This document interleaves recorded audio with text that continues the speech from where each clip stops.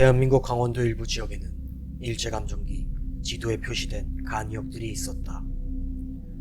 전쟁 물자 운반용으로 사용되던 이 철도에는 많은 한국인들이 징용되어 노역을 하였다고 한다. 강제 노역에서 죽은 한국인들의 시체를 던져버리는 곳으로 이용된 간이역들은 해방 후 시체 수습을 위해 정부 인원들이 파견되었으나 시신은커녕 사용된 간이역조차 찾을 수 없었다고 한다. 가끔씩 지도에 표시된 간이역의 부근에서는 알 수 없는 비명소리가 들리곤 한다고 주민들은 말했다. 하와이 와이키키 해변에서 휴양을 즐기던 가족이 있었다. 한 신혼부부가 그들에게 사진을 찍어달라며 카메라를 건네주었고, 남편이 셔터를 누르는 순간 강렬한 플래시와 함께 그 부부는 사라져버렸다.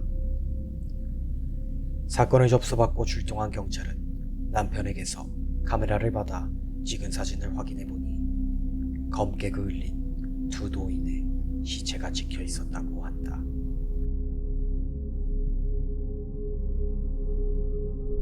(1864년) 인도 나그푸르의 한 과부는 머리는 소이고 몸은 인간인 생명체를 낳았었다. 마을 주민들은 신이 강림했다며 매우 기뻐했다. 며칠 후 그 생명체의 배가 부풀더니 이내 몇 시간 뒤 이번엔 머리가 인간이고 몸은 소인 생명체가 탄생했다. 그 생명체는 사람들에게 인간이 신을 창조했다 는 말을 남긴 채 내장을 토해내고 그 자리에서 죽어버렸다고 한다. 일본 제2현의 한 마을에는 하얀 눈의 검은 고양이가 산다고 한다. 이 고양이는 보통 사당이 모셔진 산 깊숙한 곳에 살고 있지만 가끔 고양이가 민가로 찾아오는 일이 있다고 하는데, 이 고양이가 방문한 집 사람들은 반드시 1년 내로 사당 근처에서 시체로 발견된다고 한다. 딱 한 번 9살 K군이 경찰에게 발견되어 구조된 적이 있었으나 신님이 화낼 거야 란 말을 남기고 눈이 뒤집히며 죽어버렸다. 강원도 K군의 한 노인은 밭일을 하던 중 인기척을 느끼고 뒤를 돌아보았다. 멀리 떨어져 있는 허수아비 뒤쪽으로 무언가 빼꼼 하고 튀어나와 있는 것이 보여 자세히 살펴보니 사람 머리 같은 것이 노인을 응시하고 있었다. 화들짝 놀란 노인은 집으로 달려가 문을 걸어 잠그고 아들에게 이 사실을 말했으나 아들은 믿지 않았다. 이윽고 방에 있던 노인은 내가 가져가지 않았어 라며 비명을 지르더니 아들이 들어서자 이미 심장마비로 죽어 있었다. 사망신고를 위해 자택으로 방문한 경찰은 아들의 이야기를 듣고 이미 K군에서 6번째 동일한 사망신고 내용이라며 당황하였다. 6명의 노인은 대체 무엇을 본 것일까?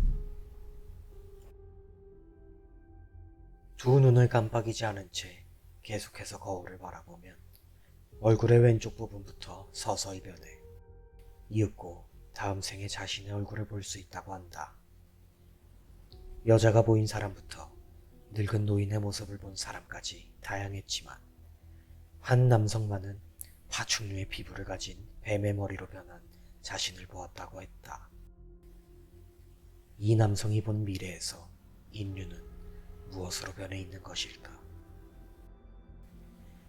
영국 테이트 브리튼에 파먹혔던 것이라는 미술품이 전시된 적이 있었다. 죽은 노인은 마치 몸 안쪽부터 무언가에 파먹힌 듯 수척하고 초췌했고 두 눈은 애원하듯 작품을 보는 관람객들을 바라보고 있었다. 작품 전시 후 얼마 뒤 이 미술관을 방문한 피셔게이트 초등학교의 한 초등학생이 실종되는 일이 발생하였고 미술관을 포함해 영국 어디에서도 이 아이를 찾아낼 수 없었다. 몇 년 뒤 영국 소더비스 경매장에 이 작품이 다시 나타났을 때 작품은 노인에서 실종된 아이의 모습으로 변해 있었다. 작품 이름은 파먹히는 것이었다. 강원도 쥐군 계곡에는 제일 높은 바위에서 뛰어들지 말 것이라는 규칙이 있다.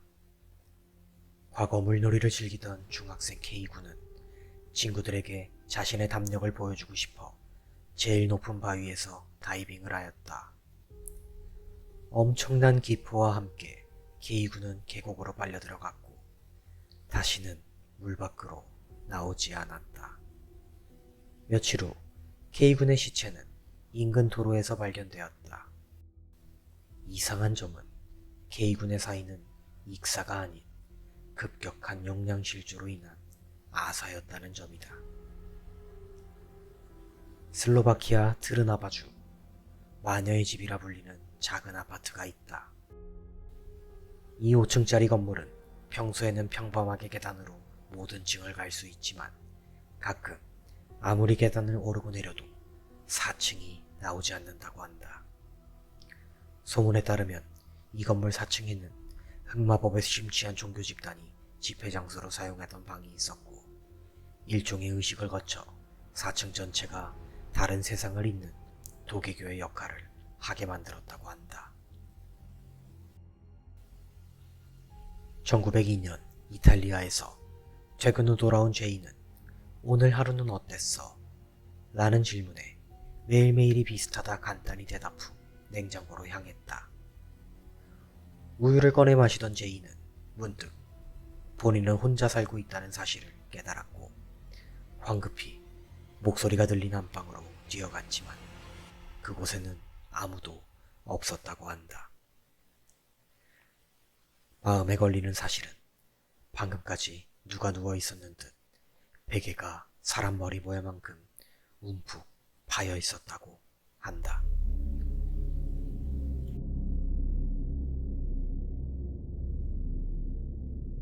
태어난 시간과 정확히 동일한 시간에 죽게 된다면 하늘 위로 초록색 빛이 떠오른다고 한다.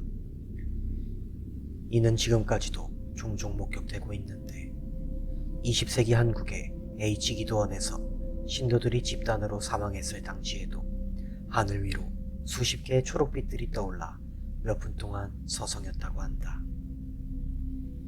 이 초록빛을 본 사람들은 무언가에 홀린 듯 그 빛이 떠오른 곳으로 발걸음을 옮기게 되고 죽은 사람들을 보며 잊지 못할 아름다움을 느끼며 감탄한다고 전해진다. 동의보감은 총 25권, 25책으로 구성되어 있다. 하지만 일각에서는 소실된 26권과 2권의 책이 더 존재하며 민간에서 떠도는 주술적인 의학, 도교와 신성교의 지식이 융합된 선술의 의식들이 담겨 있다고 한다. 26권에는 이빨이 자라는 법, 죽은 자를 일으키는 법, 영혼 결혼식을 통한 불치의 치료 등 현재까지도 치료가 불가능한 질병들에 대한 치료법들이 담겨 있다고 한다.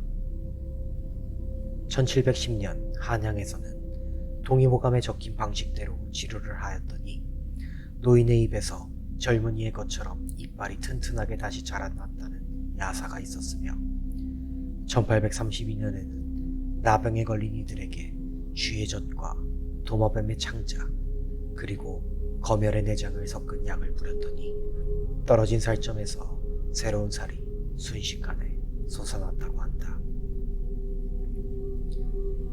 닭이 동트기 전 우는 이유는 빛 변화에 민감한 송과체라는 내부 미샘이 굉장히 예민하기 때문이라 한다. 허나 닭을 키우는 시골에서는 종종 늦은 밤이나 이른 새벽에 닭이 우는 소리가 들릴 때가 있다. 이 소리는 닭을 키우는 곳이나 닭장이 아닌 산속으로부터 들려오며 이 소리가 들린 날에는 언제나 동트기 전 울던 닭들이 일제히 울지 않는다고 한다. 이 소리는 과연 무엇의 소리일까?